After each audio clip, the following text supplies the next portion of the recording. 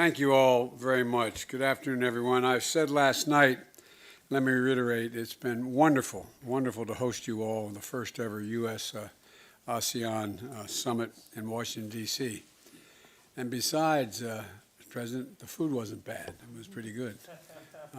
We haven't been able to have essentially state dinners in a long time because of COVID. But thank you all for being there. We're not only celebrating 45 years of partnership and friendship between ASEAN and the United States, we're launching a new era in U.S.-ASEAN relations. Let me thank Prime Minister Hun Sen and for the 2022 ASEAN Chair, and President Widodo. I want to thank you as well, the country coordinator for ASEAN and U.S. dialogue relations, and for all the hard work to make this summit, I hope you believe, a success. Over the past 2 days, we've spent time with you've spent time with members of Congress, the American business community. You just finished a good session with the Vice President, and you've met with a number of our cabinet members. And I wanted you to be as exposed as you could and understand there's enthusiasm that's not just at the President's level and the Vice President's level, but throughout the entire administration for this relationship and bettering it. You know, discussions have covered a broad range of critical issues, including working together to keep the fight against COVID under control and to take a climate action.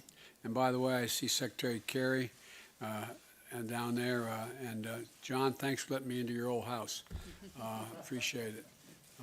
John has forgotten more about, in my view, the needs we have for climate security than anyone that I know. And thanks, John, for being here. I want to talk about that a little bit as we go into the rest of the day. Discussions have covered a broad range of critical issues, including working together to keep up the fight against COVID-19, to take climate action, pursue a clean energy future, build a sustainable, high-standard infrastructure, and to expand access to education, enhance maritime cooperation, and the breadth of our discussions reflect just how vital the Indo-Pacific and ASEAN region are to the United States of America from our perspective. And the great deal of history of our world in the next 50 years is going to be written in the ASEAN countries and our relationship with you. It's the future in the coming years and decades. The ASEAN centrality is the very heart of my administration's strategy and pursuing the future we all want to see, and I mean that sincerely. The Indo-Pacific is an Indo-Pacific that is free and open, stable and prosperous, and resilient and secure is what we're all seeking. And that's why I asked President Harris to travel to the region last August, and that's why last October at our virtual summit, I announced $100 million to support for programs to strengthen U.S.-ASEAN cooperation. And today, I'm announcing another $150 million of initiatives to deepen U.S.-ASEAN relations and achieve even better our shared objectives, from the Coast Guard to climate change to modern infrastructure. There's a whole range of things that we have to work on. And I'm also proud to announce that I have nominated one of my closest advisors to be U.S. Ambassador to ASEAN, Johannes Abraham. I know you've already all seen him, but Johannes, you got to come back once in a while and say hi to us. Johannes served as the Chief of Staff of the National Security Council since the first day of my administration. And so this is a fellow who I'm a little concerned to send in because he knows how I think, you know. I mean, he knows so much about me. I'm a little worried.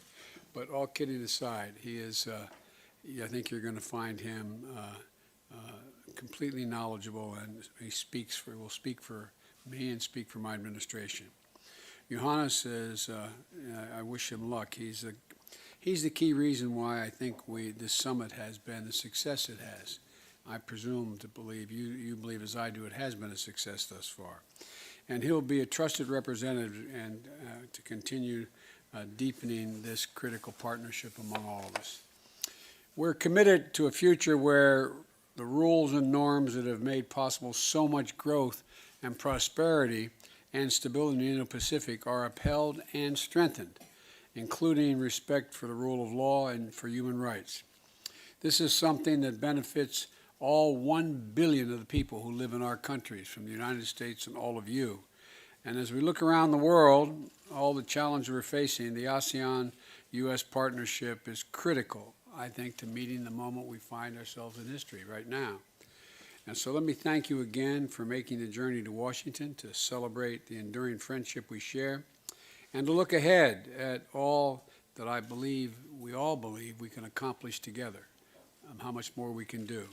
We'll continue to elevate this partnership and strengthen our cooperation and to make a better, safer, more prosperous world for all our children. So thank you, thank you, thank you very much.